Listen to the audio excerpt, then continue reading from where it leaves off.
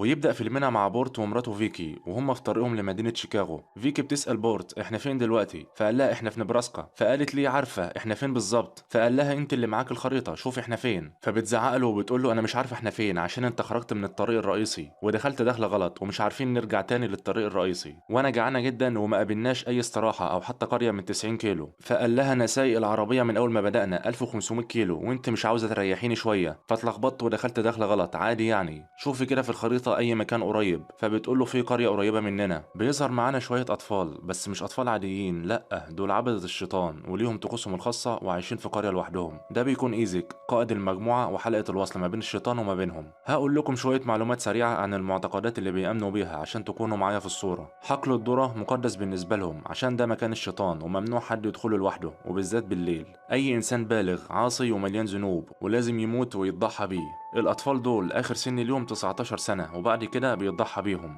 نروح لفيكي وبورت وهما في العربية بيزعقوا لبعض. بيظهر طفل صغير خارج من الذرة وبورت ما كانش واخد باله فخبطه بالعربية قبل ما يوقفها. بورت بيقول لفيكي وهو مرعوب ومصدوم قولي لي إنه كلب، فقالت له ده طفل صغير. فبتخرج من العربية وهي مصدومة وبتقول له اخرج شوف انت عملت ايه، انت قتلت طفل صغير. بورت خرج من العربية وفتح شنطة العربية واخد منها ملاية عشان يغطي بيها الطفل. فيكي من الصدمة عمالة تزعق وبتقول له هتعمل ايه، انت قتلت طفل صغير، ومش عاوزة تسكت. فبورت ضربها وقال لها اسكتي انت في حالة صدمة، اسكتي عشان افكر. فبيقلب الطفل عشان يشوفه فبيلاقي ان حنجرته مقطوعة. فبيقول لمراته ان حد قطع حنجرته وكده كده كان هيموت قبل ما اضربه بالعربية. فبتقول له مين اللي هيقتل طفل صغير، انت اللي قتلته. فبيقول لها بص على حنجرته عشان تصدقيني. فبتبص عليها فبتلاقيها مقطوعة. فبتنهار من المنظر وبيقوم عشان يهديها وبيقول لها اهدي عشان في حد في الدرة بيتفرج علينا، احنا مش لوحدنا. فبيشيل الطفل وبيحطه في صندوق العربية وبيقول لفيكي استني انت في العربية وشغليها واقفلي الباب عليكي. فبتقول له هتروح فين، فبيقول لها هروح الدرة هناك مكان ما الطفل خرج، اشوف حد هناك ولا لا. وبياخد سلاحه. بورت كان جندي في الجيش لفترة كبيرة ومر بظروف اصعب من دي، فبيدخل جوه الدرة وبيمشي ورا اثار الدم. وهو ماشي جوه بيلاقي شنطة فقعد عشان يفتحها وفجأة بيظهر وراه واحد ولسه هيقتله بيسمع صوت العربية فبيختفي. وبورت اخد الشنطة وراح لفيكي. فيكي قاعدة في العربية خايفة فبتخرج منها وفضلت تنادي على بورت. فبيظهر نفس الشخص واقف وراها ومش واخدة بالها منه. بعدها بيظهر بورت وبيقول لها انت خرجت من العربية ليه، اركبي. فبيركبوا وبيمشوا من المكان. بورت بيقول لها اسم القرية القريبة من هنا ايه، فبتقول له جاتلين. بتسأل ليه، فبيقول لها عشان نشوف اي مركز شرطة هناك. بورت بيقول لفيكي افتح الشنطة دي عشان نشوف فيها ايه. فيكي فتحت الشنطة فبتلاقي فيها شوية هدوم وحاجات عادية. فبتلاقي لعبة معمولة من الذرة فبتخاف منها. فبتقول له بورت ارميها بره العربية ده سحر. فبيقول لها لا ده دليل حطها في الشنطة تاني. وهما في الطريق بيوصلوا البنزينة. فبورت نزل عشان يبلغ الشرطة عن الحادثة فبيلاقي التليفون بايظ ومفيش حرارة. وفجأة بتظهر طفل وراه مش واخد باله منها فبيدور في المكان فما بيلاقيش حد، المكان بيكون مهجور. فبيرجع تاني على العربية عشان يوصل للقرية. بيظهر ايزك وجماعته وبيقول لهم ان الشيطان قال له ان جوزيف هيهرب من المكان عشان ما عادش بيخاف مني عشان كده قتلته عقابا ليه. جوزيف ده بيكون الطفل اللي بورت خبطه بالعربية. وبيقول لهم ان في راجل وست موجودين هنا كفار واصحاب ذنوب وده وقت الامتحان عشان نشوف مين فينا المؤمن ومين فينا الكافر، فلازم نضحي بيهم ونقتلهم. بورت وفيكي بيوصلوا القرية فبيلاقوها مهجورة وما فيهاش حد.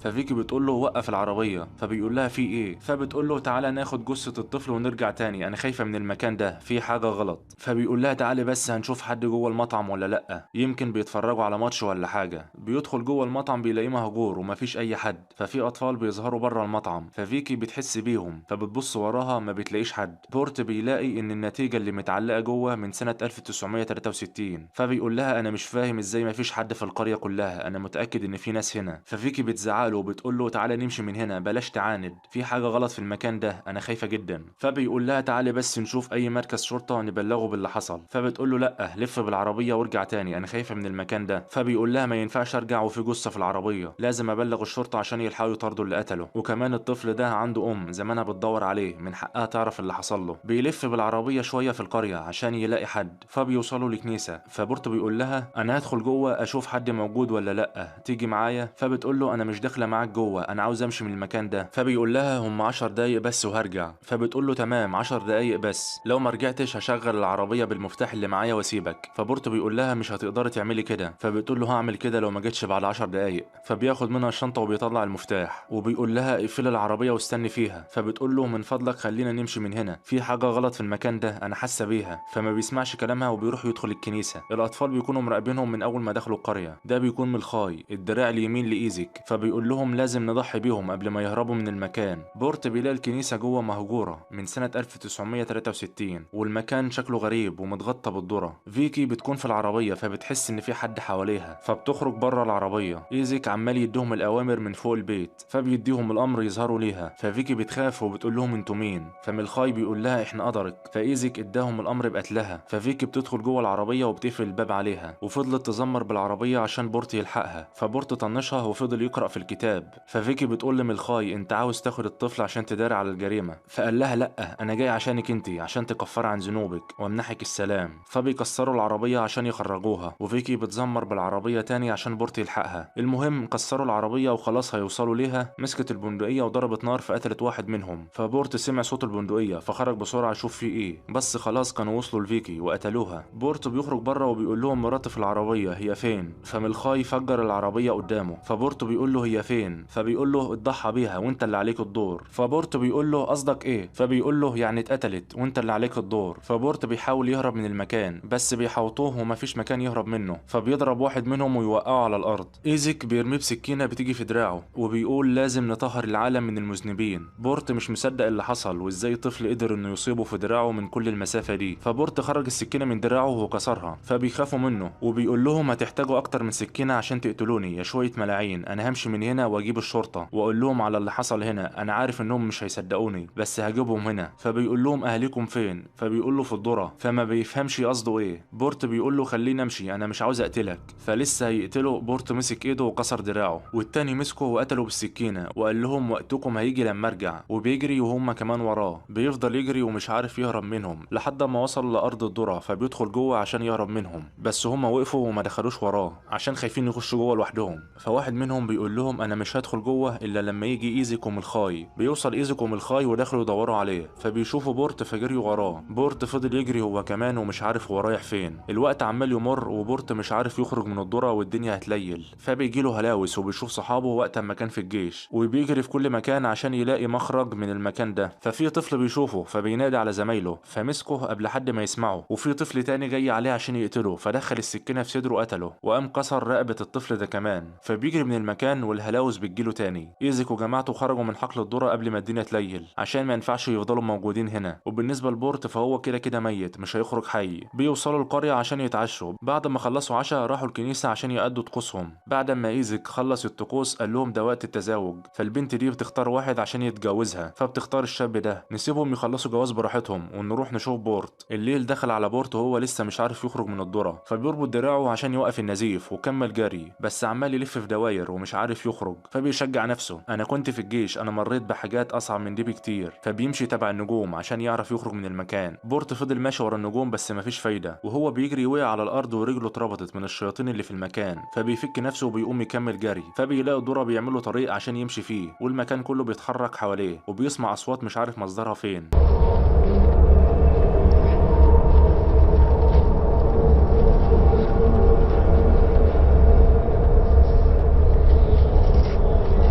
فبيجري من المكان فبيدخل مكان شبه الدايره في وسط الذره وبيلاقي مراته فيكي متعلقه ومصلوبه. الذره عمال يتحرك في كل مكان وبيكون مرعوب فبيحسبهم الاطفال، فبيقول لهم اخرجوا وروني نفسكم وانا هقتلكم كلكم. فبتجيله هلاوس تاني وفيكي بتقول له انت السبب عشان ما رضيتش تسمع كلامي من الاول، انت هتموت دلوقتي ما تقلقش هتحب المكان هنا. فالجو قلب والسحابه اسودت، فبورت شاف حاجه جايه عليه فمن الخوف زعق ووقع على الارض ومش عارف يتحرك. تاني يوم الصبح بيظهر ايزيك ومجموعته وبيقول لهم ان الشيطان مش مبسوط من اللي حصل هنا، وسبب اللي حصل ده هو قلة ايمانكم وعشان كده هيعاقبنا، وان وقت التضحية بقى 18 سنة مش 19. فالكل بيبص لملخاي عشان خلاص بقى 18 سنة، فملخاي بيوافق وما بيعترضش وبيمشوا من المكان. ايزيك حرق جثث الاطفال ومشي هو كمان، وبيظهر بورت وهو مصلوب جنب فيكي وبيخلص الفيلم. سلام.